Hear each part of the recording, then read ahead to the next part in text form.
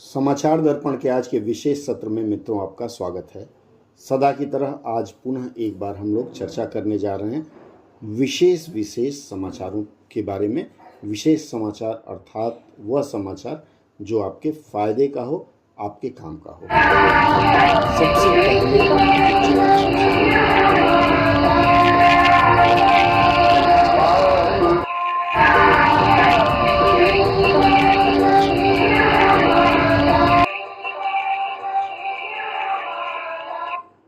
मित्रों, यह जो आपने आरती देखा, यह एक तरह से कह सकते हैं गंगा आरती का दृश्य था।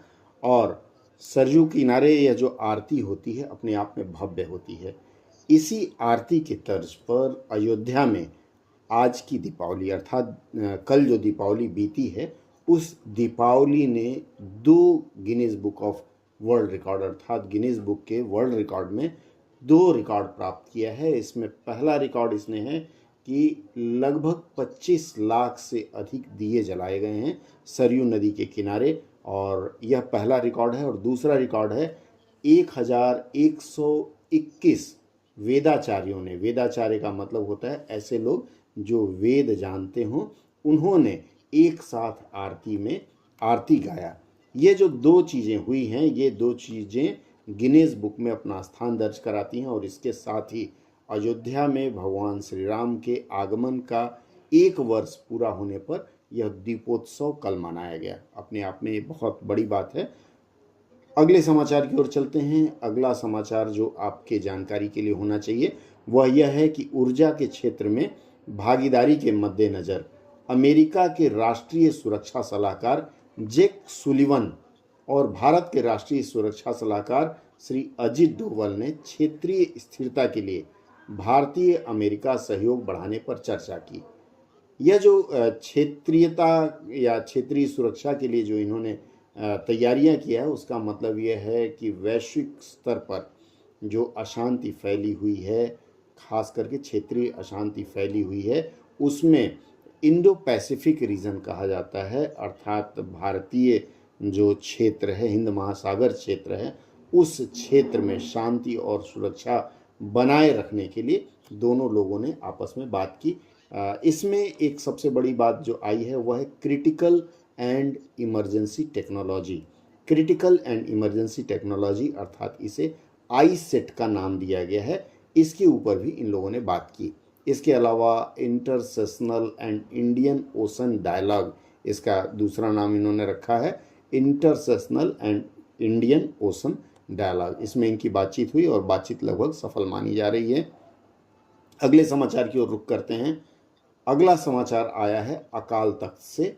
अकाल तख्त ने बंदी छोड़ दिवस अर्थात 1 अगस्त को मनाया जाएगा बंदी छोड़ दिवस पर यह आग्रह किया है कि केवल घी के दिए ही जलाए जाएं। आपको पता है कि हमारे भारत में सिख पंथ के लोगों के लिए अकाल तख्त बहुत बड़ी चीज़ होती है। और यह अकाल तख्त समस्त प्रकार के धार्मिक अनुष्ठानों के बारे में जानकारी या चीज़ें बताती हैं लोगों को। तो हुआ क्या था, यह जो बंदी छोड़ दिवस है, इसकी कहानी भी बड़ी सुंदर है। बंदी छोड़ दिवस उस उपलक्ष्य में मनाया जाता है। हुआ क्या था कि भारत में मुग़लों का राज चल रहा था और मुग़लों के राज में जहांगीर उस समय हुआ करता था। जहांगीर ने यह देखा कि हिंदू धर्म की रक्षा के लिए सिख बनकर लोग या फिर सिख के रूप में लोग आगे आ रहे हैं और इनका प्रभाव धीरे धीरे बढ़ रहा है। आपको पता ही होगा कि सिख पंथ की या खालसा पंथ की स्थापना क्यों की गई थी। उसका मुख्य कारण था कि हिंदू धर्म की रक्षा किया जाए, क्योंकि धीरे धीरे इस्लामीकरण बढ़ रहा था। तो उन दिनों सिखों के जो 6वें गुरु थे, गुरु हरगोविंद साहब जी, उनको इन लोगों ने बंदी बना लिया और बंदी ऐसे जगह बनाया जहां उनके साथ 52 और हिंदू राजा कैद थे। बाद में फिर यह हुआ कि चलो इनको छोड़ दिया जाएगा। छोड़ने की जो रणनीति बनी उसमें भी एक शर्त रख दिया गया। उसमें यह कहा गया कि ये जो 52 हिंदू राजा कैद हैं, अगर सभी गुरु हरगोविंद साहिब जी का वस्त्र पहनकर सभी निकलते हैं, तो जितने लोग हरगोविंद साहिब जी का वस्त्र पहन करके बाहर निकल पाएंगे उनको छोड़ दिया जाएगा। जो नहीं निकल पाएंगे ऐसे लोग कैद में ही रह जाएंगे। जहांगीर इस मामले में बहुत चालू था। उसने यह सोचा कि इस तरह से क्या होगा, बहुत ज़्यादा होगा तो 2-3 लोग निकल पाएंगे और हरगोबिंद साहिब जी भी उसकी कैद में रह जाएंगे। लेकिन हुआ क्या, इसके उलट गुरु जी ने क्या किया, जो वस्त्र पहना था उस वस्त्र में कहा जाता है कि 52 परतें थी और 52 परतों वाले उस वस्त्र में से एक एक वस्त्र निकालते गए और एक एक राजा पहन करके उसको बाहर आते गए।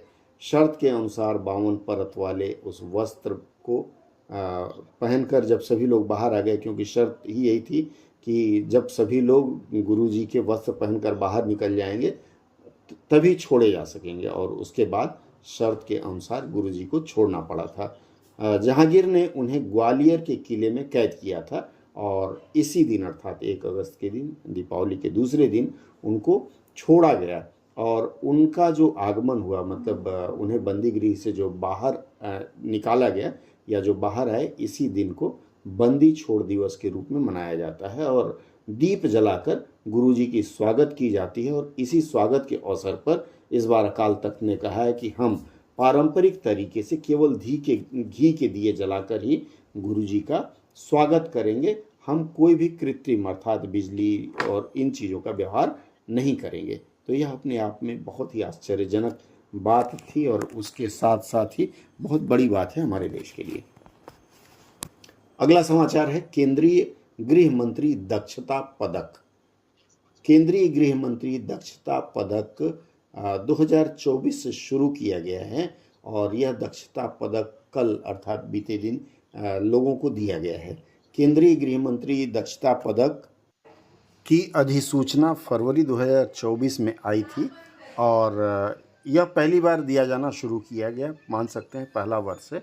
और यह जिन क्षेत्रों में दिया जाता है उसमें आता है स्पेशल ऑपरेशन, इन्वेस्टिगेशन अर्थात जांच, आसूचना और फोरेंसिक साइंस, ये 4 क्षेत्र हैं। अगली खबर है देश का बल्लभ और मेजर रालेगनाव बॉब खातिंग वीरता संग्रहालय, ये 2 जो स्मारक हैं इसका उद्घाटन किया है देश के माननीय रक्षा मंत्री श्री राजनाथ सिंह जी ने 31 अक्टूबर 2024 को। ये दोनों अरुणाचल प्रदेश के तवांग में स्थित हैं और चूँकि व्यक्तिगत रूप से किसी कारण से नहीं पहुंच पाए थे तो इसलिए इसका उन्होंने आभासी माध्यम अर्थात वर्चुअल मोड में उद्घाटन किया।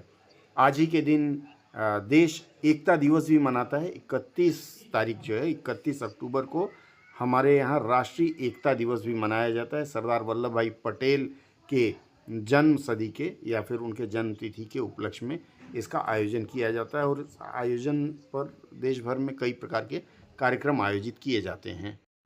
वरिष्ठ IAS अधिकारी श्री राजेश कुमार सिंह जी को भारतीय डिफेंस सेक्रेटरी अर्थात रक्षा सचिव के पद पर नियुक्ति दी गई है। आज की चर्चा में मित्रों इतना ही। अगली चर्चा में पुनः जुड़ेंगे, तब तक के लिए नमस्कार, बाय बाय।